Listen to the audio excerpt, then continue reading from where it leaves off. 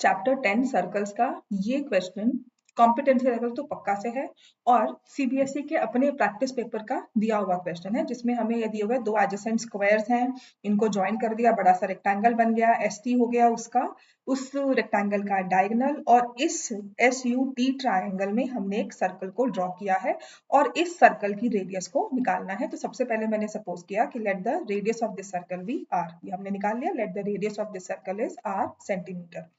Circles के दो rule use होंगे, कौन से? Tangent and radius are perpendicular at the point of contact and tangents from external point to circle are equal. ये हमने दो रूल्स यूज करने हैं।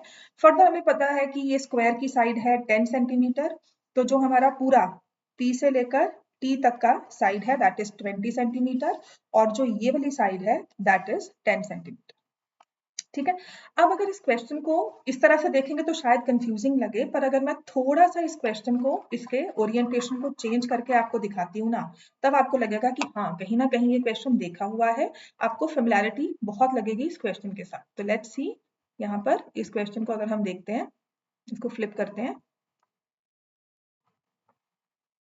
तो देखो ये हमने फ्लिप किया है ना, तो ये हमारा वो सर्कल्स का क्वेश्चन जो इन सर्कल निकालते हैं राइट एंगल ट्रायंगल का, वो आ गया, जिसमें मुझे पता है कि जो ये वाला है एंगल दिस इज 90 डिग्री और ये जो एंगल है ये भी 90 डिग्री है, ये 90 डिग्री गिवन है तो ये भी 90 हो गया। दिस इज अ रेक्टेंगल, छोटे वाला पोर्शन, और ये तो रेडियस ऑफ द सर्कल थी आर एन आर, लेकिन ये क्या बन जाएगा? स्क्वायर। तो मतलब फर्स्ट अंडरस्टैंडिंग जो हमारे पास यहाँ होती है that is N W U V, N W U V is a square. फिर हमें पता है tangents from external point to the circle are equal, तो ये दो टेंजेंट्स है, ये स्क्वायर है तो ये भी आर हो गया, ये भी आर हो गया। एस यू की लेंथ आपने 20 निकाली हुई थी, तो जो एस डब्ल्यू की लेंथ है वो एस वाई की इक्वल होगी, tangents from external point to the circle are equal.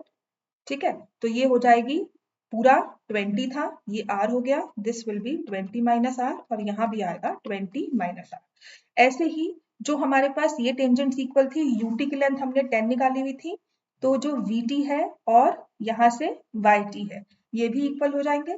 ठीक है ना, वीटी क्या हो जाएगा? 10 माइनस आर, और ये भी हो जाएगा 10 माइनस आर। तो इसका मतलब अब हमें पता है कि हमारे पास है 20 minus R plus 10 minus R equal to hypotenuse S T, और हाइपोटेन्यूज एस टी की लेंथ हमें निकालनी है, तो राइट एंगल ट्रायंगल में 20 स्क्वायर प्लस 10 स्क्वायर करके निकाल देंगे, जो कि कितनी हो जाएगी? 10√5।